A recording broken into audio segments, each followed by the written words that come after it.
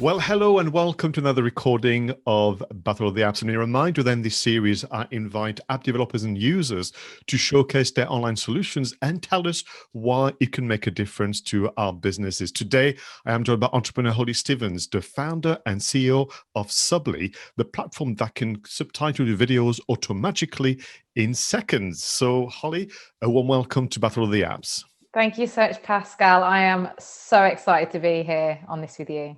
Likewise, and just a bit of a disclaimer. Now, typically, Holly, when I invite guests such as yours on the show, I don't know a great deal about the platform, and I almost discover the platform through the conversation at the same time as our viewers and listeners. But on this occasion, I must confess I am a huge fan of GETSUBLY. This will show very soon during this conversation, but we're going to go through, it's step by step, because I do think that you and your colleagues have created an amazing platform. I love the way you look after your community members. I love also the way in which you could forever surprising us with new updates and new features. But let's begin from the beginning. How did you come up with the platform idea? What was it? What was the spark? Yeah, sure. Really good question. So it actually all came from the pain point myself. And I had a business at that time that was helping female entrepreneurs start their own businesses and get them off the ground. And at that point, I was doing more interviews, more content around the platform, and was interviewing a lot of people. And what I was doing was trying to put it onto YouTube and then repurpose it, as a lot of YouTube creators do, and just reach more people with it. And I had that problem of repurposing and resizing for the right platform, as many people do. And you also want to try out all these channels. But within that, I also wanted to add subtitles, as I knew that more people and myself was scrolling through YouTube or scrolling on Instagram or LinkedIn, and I would only watch videos with subtitles. So I decided to do it myself. And I tried to do this. And this was 2 years ago now. And it was just not easy. It wasn't seamless. It was taking me so much time. And I just thought, this is a really big problem that needs to be fixed, and no one's quite doing it in the right way.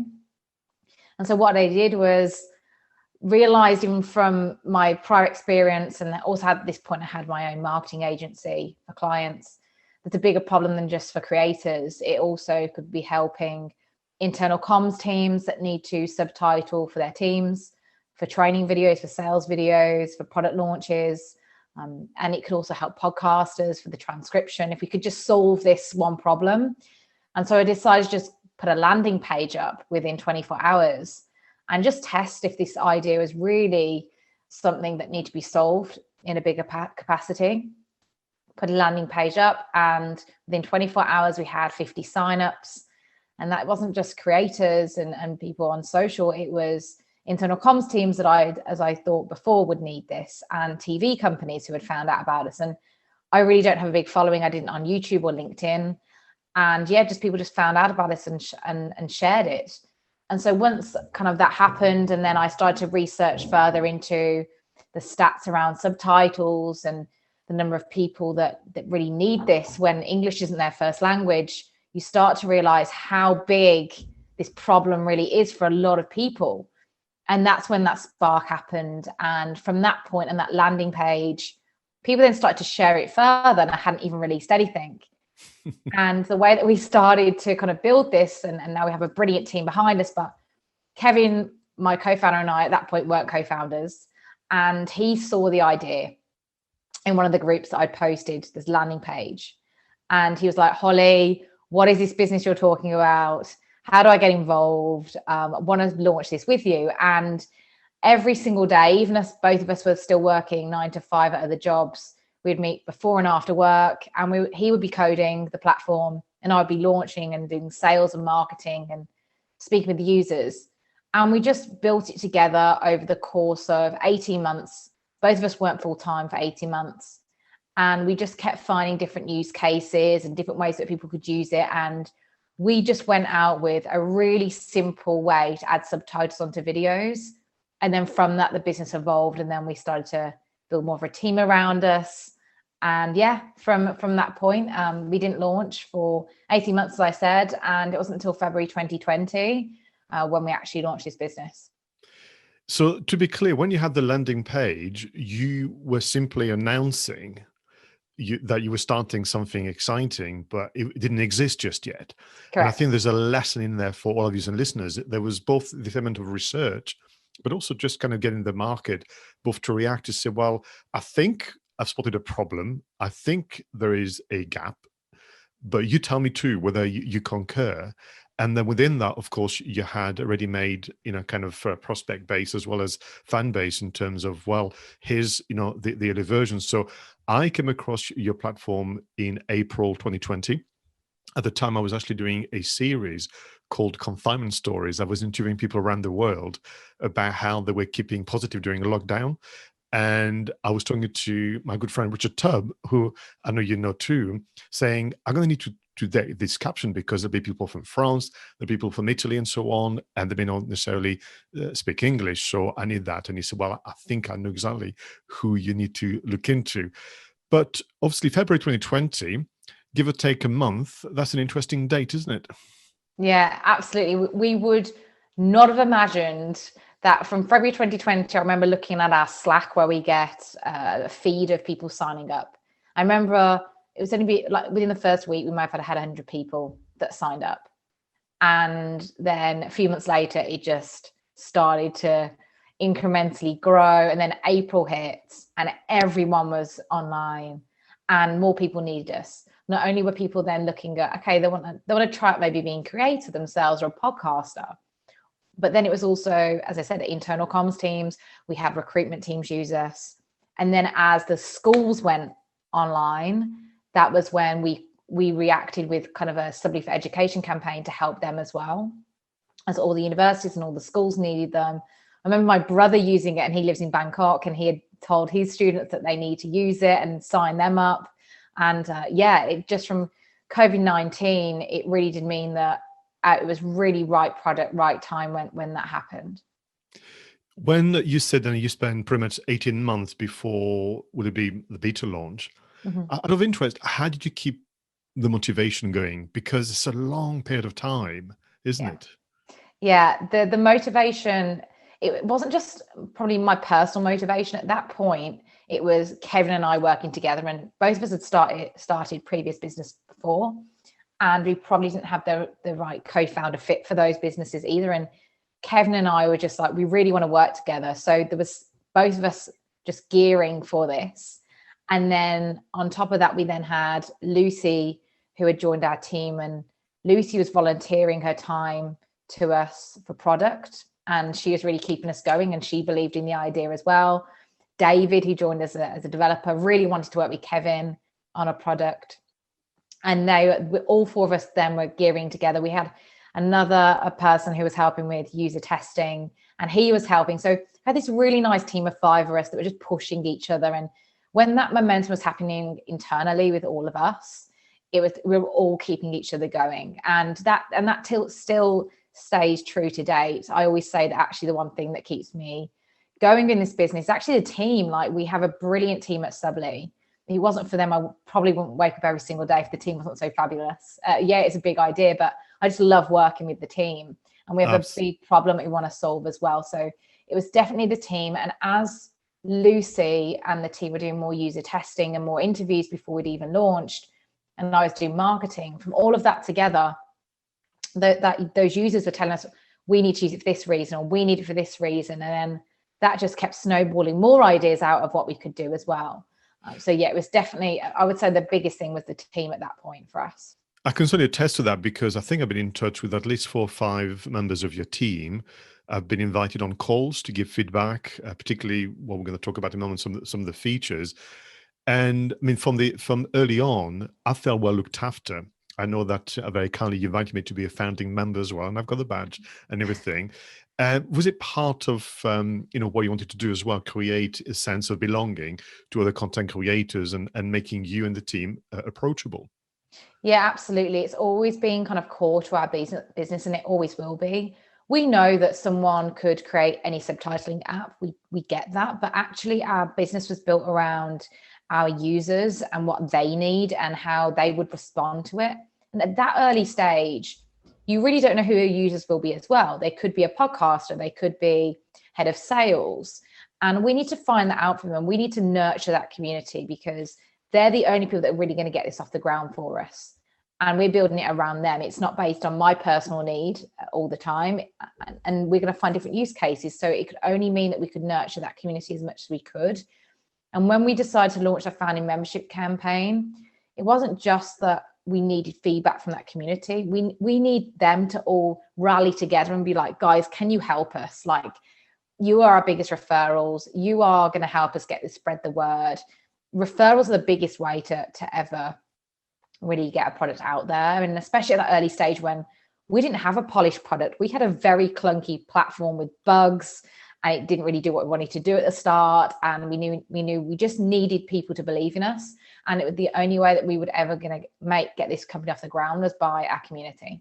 Super. Listen, I think we've teased our audience long enough. Are you able to move on to screen share and maybe give us a quick tour of Subtitles for us? I would love to. The team, I'm just going to shut down all my tabs. I've got about 100 tabs up here. 2 seconds, Pascal. Okay, so I'm going to share this now. How's that looking, Pascal? Great. Yeah, we've got the screen share. Thank you very much. Awesome. Okay, so when you first go to Subtitles, you just go to GETSUBLY.com, log in straight away. That's as easy as it is. So what you'll then see is a dashboard. It won't have all my face on, I promise. You can upload the video here, or you can also upload audio, and I typically do video at the moment. So as you can see, lots of testing videos. What you would do is you go to upload a file, select from your computer or select from Google Drive. So I'm going to select one that I have recorded before. So if we go to camera, and you will see here the video pop up. I'm just doing a quick one here that's 3 seconds, and you will see and you will select the language that you speak in. So let's go for English Great Britain, and the project we will name here. And you'll upload and transcribe, and that automatically happens for you. The transcription is happening very quickly behind the scenes. Now, as that's uploading, I'll quickly go into a video I've done before. And here you will see the video on the right-hand side and the transcription that's happened. And as you can see, I didn't say bling, I actually said subly. So you can go into the text if there's any discrepancies, and you can quickly update as needed. You can also see the plain text here if you just want to see the plain text and scroll through, and the subtitles. Now, as you're editing, and if you had a longer video that I was showing you, you would see the timestamps for each of the sections and the text. And as you're editing, how you can use Subtitles. You will be able to hear the spoken word as well. So that's the main features of Subtitles. Really easy way to add subtitles onto videos. And so what else you can do is then you can add style and customizable features to your video as well. So you can add a logo. So here we will add the Subtitles logo to the top left-hand corner, and you also can move that around the screen as required. So the position of where you would like it. Let's leave it at the top left for now. And if you want to help by sharing it, you can also leave the Subtitles watermark on, or you can remove as needed. This is the Pro features, by the way. So you can remove the Subtitles watermark with the Pro feature. You can add a headline here. So let's just add test, and then you can reposition that where you needed. That could be the top, and customize the margins. You can also, which is a great feature that we now have, if you have a headline or you have a specific style that you want to add, you can preset styles as well. So I didn't know that. Yeah, it's a brilliant tool. So as you can see, it's actually put test here in the template that I would require. And when you're playing, it will actually give you the subtitles as I've already set it. So you can see it's Subtitles branding, and the headline is. So there's a new one for you, Pascal, that you can also do within the template functionality. And the other elements you have are around the style. So if you're repurposing for different platforms, you can resize here with portrait, square for Twitter, for YouTube or LinkedIn is already set for you. And actually an extra feature that we've now added in beta is translation. So I'll quickly show you translation, and let's go for Dutch, and you can translate straight into Dutch, and you can, and your translation would happen, and it gets deducted from your minutes, and that will start translating directly for you. So you'll see both versions side by side, and you can check this here and delete it as needed. And then you can also go back to it here as well. So you just select which language you're speaking in and then go back to styling too. So that's all the main features. And then from this point, you can then download the video in English or Dutch as needed. So you could actually download Dutch version or the English version. You download and you can have the video with the subtitles into different aspect ratios as you would require for the right social media channel that you're posting to. Or if you want to put this into Adobe or Final Cut Pro, you can download the SRT or the VTT, or you can just download the text file, which will just give you the transcription. And then you download and it processes your video and then gets downloaded to wherever your downloaded files are. So yeah, that's as simple as Subtitles is. It's super easy, can be used by anyone. You don't need any video editing skills. And yeah, we're solving a big problem for a lot of people.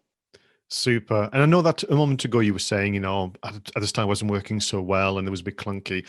Typical, obviously founder, creator of an app, never too satisfied. But for me, the simplicity was what was attractive because the speed at which I could execute, my work was really quite important, which means that I can spend more time being creative as opposed to having to learn a new platform. And so what I will say is, I think I was interviewed a couple of times about translation. Far be from me to suggest that I had that much influence, but certainly when I was doing the series Confinement Stories, I had a couple of guests that who spoke in French, because obviously it's my native language. But back then, before you introduced it, I had to go in and manually, add the translation, and it was still working faster then, because I think the editor that people saw a moment ago, I found it to be very, very efficient. I can literally go through everything, correct the odd word here or there if it's in English. But when it was to French, all I had to do was read the English version and type over the French version and work through that. But there was still a few steps to go through. So you can't imagine the moment of joy when I got an email from you and the team saying, oh, by the way, translation is coming your way. And that was great, because I think for a lot of my customers, which I mentioned to your colleagues, they are also exporters. So to your point earlier, Holly, there will be sales videos, promotional videos, case studies, and so on. That would be, with spoken English. So already with subtitles, as we'll discuss in a moment, you're going to appeal to a wider audience. But then on top of which, you can have translation in German, in French, in Italian, whichever language. Which I know the list is quite extensive, isn't it? Yeah, it's pretty extensive. It's now over 40 languages we now support from that translation. Yeah. And I think that's one of the biggest points that you had, Pascal, is that actually a lot of our creators that we speak with now is that they're business owners themselves, and they're marketing onto various channels, and those different channels are going to work for different audiences, and also 25% of the internet only speaks English. So we need to service all those other customers where those business owners are trying to get to their customers as well. So yeah, it's a really big need that translation is needed, and I'd experienced that in so many different roles as well, where we needed to translate files, and nothing was really quite done the right way for video specifically, and audio transcription, translation as well, for people who cannot even hear, like they may be hard of hearing and they need a transcription of something. So there's a lot that can come out of this product from just one simple problem that we were solving at the beginning. Not to mention something that I've explored more recently, because I felt a little guilty of having just, let go of that particular kind of agenda, but it's accessibility. So quite simply, people are able to read what's going on. I know, and then sometimes, for myself, someone that's been banging on about video and the power of video for quite some time, I sometimes think maybe people are just thinking, this guy's still going on about video. Typical marketing dude, going on about video. But you've done the research, and you do have some stats, and the trends that it's not just a thing video, but it's video and subtitles. I think that's the equation, isn't it? Yeah, absolutely. Like, one of the biggest stats that I tend to tell people is 85% of video is actually watched without sound on Facebook alone. And that's used by a huge global audience. As we know, everyone uses Facebook pretty much, or has had an account. And then the other stat was that when you add videos to subtitles, the video is more likely to be watched in full all the way to 80%. Right. So there's some really big stats there around engagement, people learning through video, and as we know, the growth of video is just exponential at the moment as well. So yeah, you're missing out on targeting your audience, because people just aren't watching it without subtitles now. And for me, this idea of subtitles, it's not just jumping on the bandwagon, because someone read a clever blog somewhere. It's also as a content creator, whether that's, you say podcast, or whether it's education, sales, customer service, could be done by public sector initiatives as well to educate about a number of things. It's just, an example of your attitude to customer care and wanting to be accessible and adding whatever, but also I would agree with you. There's almost now this trend towards what I called quiet consumption, which is sound off, but I'm going to read the subtitles and watch the images. Yeah, absolutely. And that's actually what I do, even on LinkedIn. And I post on LinkedIn quite a lot, as you know. But that people just, I don't actually look at any of the videos now on LinkedIn, and I just scroll past them if they don't have subtitles on. But I'm more engaged when I see that. And I think the accessibility piece is just a huge piece that also needs to be solved as well. We also know that it can help children with learning. There's so much that we can compact and kind of look at within Subtitles, and yeah, it's a big problem we're trying to solve right now. Super. Could I ask, and please share as much as is obviously appropriate, about future plans for Subtitles? Maybe I'm going to hear some things for the first time ever, and this idea of new features potentially, if you're allowed to tell anything, but also just about the team, how it's going to grow, different things you're thinking about. Yeah, sure. So where we're at now is that we've just raised our second round of funding, and so that does mean that round of funding was really because we did see a big growth spike, and we didn't expect that quickly. And we'd already planned out, we could keep the business going. We are making revenue now. So the team at the moment is 15 people. So we're actually pretty big, but that's sometimes split between full-time and part-time. We're really big at Subtitles of having a complete remote team, and also freedom and work-life balance is one of the core things to our business. And so what that does mean is now we're rapidly hiring. So we are now looking for 5 more roles within Subtitles that we've just posted. So a lot of that is our engineering team and our product and UX design team as well, because we know we also need to improve our services further, whether that's accuracy or features, but we also need to make it a really easy design that anyone can use, no matter what level of skills that you may have in video. So that's kind of where we're at the moment. This funding also means to us that we can add more features, and that, as you've mentioned, Pascal, we always are beta testing everything at Subtitles. So we'll release it to our founding members first, and then we'll also engage with people on a beta campaign as well. We'll ask for feedback and testing on our features and how it's really working. And so that does mean at the moment we've now launched Subtitles Translation, which you've just seen. And some other things that are coming is going to be around how it will be easy to share with different team members, that maybe you would like to share it, Pascal, with someone who's video editing for you, and someone that is going over your transcript. Yeah. Or you might want, if you're making ads out of your content, you can share it with your ad team. So we are bringing more features around kind of that team collaboration, which is going to make it really easy for people who work within team environments and not just single users. And that's one of the biggest things that Subtitles are working on at the moment. And a lot of our product now is around not only just keep building, but we do need to also take a step back and say what is working and what isn't working. Do we need to add a specific feature that's always been asked for? Or does that mean we need to stop, delete that feature because it's not being used at all, and making it even more simple to use? So there's a lot of that will be going on in the next kind of 9 months. And that's how we're planning out, is just to make sure that the product keeps improving. That might be deleting features or adding more features, and just streamlining that process even further for creators and teams. Smashing. And this has been wonderful to spend some time with you, and thank you again for sharing what you can tell us about Subtitles right now.